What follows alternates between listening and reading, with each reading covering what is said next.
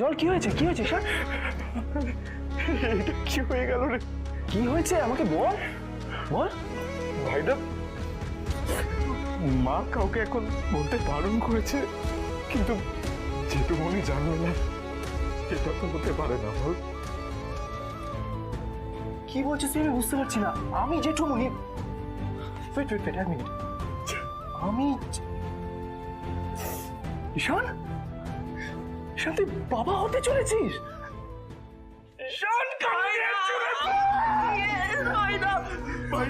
আমি ভাবতেই পারছি না। আমি বাবা হতে চলেছি। আমি তো নিজেও এখনো বাচ্চা। আমি নাকি 1 মাসের বাবা। ভাইরা, আমার মাথা কাজ করছে না। ভাইরা, ভাইরা, ভাইরা। ও ভাইরা, আমি যদি পড়ে যেতাম আরেকটা কাণ্ড হতো। মন Ishan, you have to change yourself. তুই বাবা হচ্ছিস, ওই পুচকুটা তোকে দেখে শিখবে তো। এখন কিন্তু শুধুমাত্র তোর আর অনুশ্রী নয়, ওই পুচকুটাও কিন্তু তোর রেসপন্সিবিলিটি। ওকে? একদম একদম ঠিক বলেছিস। কিন্তু ভাইদা, আর অনুশ্রীকে আমি আরেকটা কথা বলছিলাম যে জাদুকর আমাদের পরিবারের জন্য কতটা লাকি।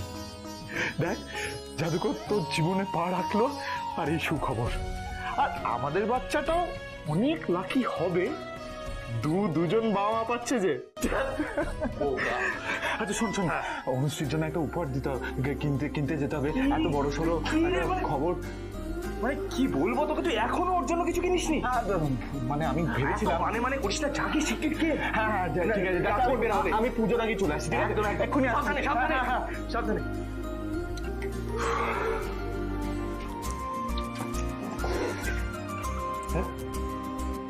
এই রে, জামার বোতামটা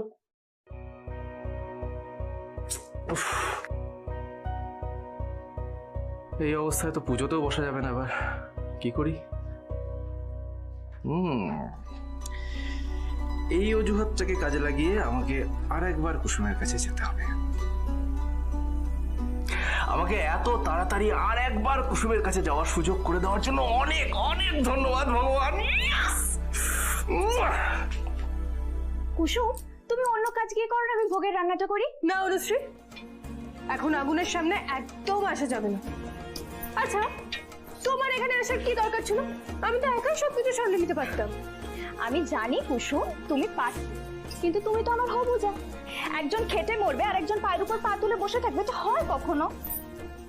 অনুশ্রী, তোমার এখন বিশ্রাম নেওয়াটা দরকার। আমি সত্যিই একা সবকিছু সামলে নিতে পারবো। তুমি পারো না এমন কোনো কাজ আছে নাকি?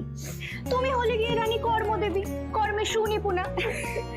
যাই, আমি গিয়ে এটা রেখে আসি। এই না, একদম না, ভারী জিনিস এখন একদম ওঠানো যাবে না। অনুশ্রী, আমাকে দাও। কুসুম, এটা এমন কিছু ভারী না। বললাম তো না, আমাকে দাও, আমি ওখানে গিয়ে রেখে আসছি।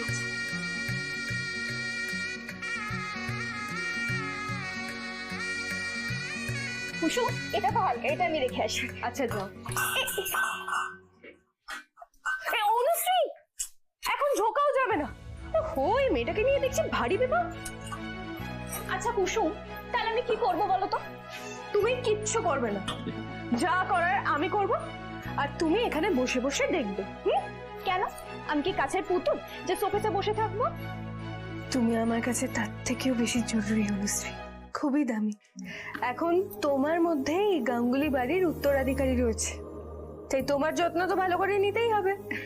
কুসুম, তুমি জানো আমার না খুব ইচ্ছা করছে বাবাকে ফোন করে সবটা জানাতে। দেবীমারও তাই ইচ্ছে। উনি এখন কর্তামশাইকে ফোনে পাবেন কি পাবেন না সেটা তো জানা নেই, কিন্তু উনি ঠিক পরে বলে দেবেন। আর এমনিও পুজো শেষ হওয়ার পর ডাক্তারবাবু আসবেন। আগে ডাক্তারবাবু এসে বলুক যে তোমার সবকিছু ঠিক আছে কিনা, তারপর তুমি নিজে কর্তামশাই আর দাদাকে জানিও। কেমন? ওকে, ডান।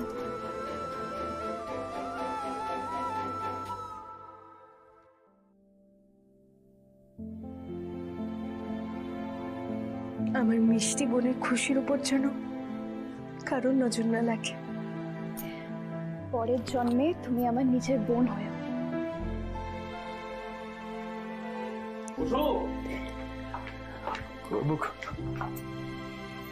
Thank you so much Anushree. আমি কিন্তু খবরটা পেয়েছি, আর আমি নিশ্চিত এত ভালো খবর আজ পর্যন্ত মাকে কেউ দেয়নি। নিশ্চয়ই ঈশান সাহেব আপনাকে এই খবরটা দিয়েছেন। ওফো, কেন যে উনি আপনাকে বলতে গেলেন? দেবীমা বারণ করেছিলেন এই খবরটা সবাইকে জানানোর জন্য। বাহ, হ্যাঁ সেটাই, তোমরা সবাই জানো খবরটা, তাহলে আমি কেন জানবো না?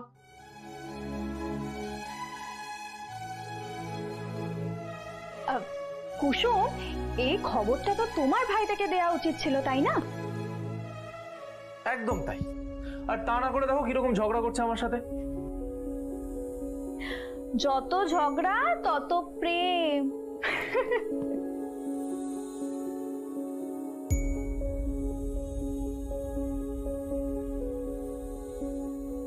অনুশ্রী, আমি তোমাকে কথা দিচ্ছি, তোমাদের সন্তানকে আমি কখনো কোনো অভাব বুঝতে দেবো না।